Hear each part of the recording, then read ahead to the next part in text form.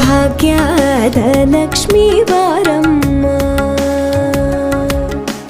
ಭಾಗ್ಯದ ಲಕ್ಷ್ಮೀ ಬಾರಮ್ಮ, ನಮ್ಮಮ್ಮನಿ ಸೌಭಾಗ್ಯದ ಲಕ್ಷ್ಮೀ ಬಾರಮ್ಮ, ನಮ್ಮಮ್ಮನಿ ಸೌಭಾಗ್ಯದ ಲಕ್ಷ್ಮೀ ಬಾರಮ್ಮ, ನಮ್ಮಮ್ಮನಿ ಸೌಭಾಗ್ಯದ ಲಕ್ಷ್ಮೀ ಬಾರಮ್ಮ.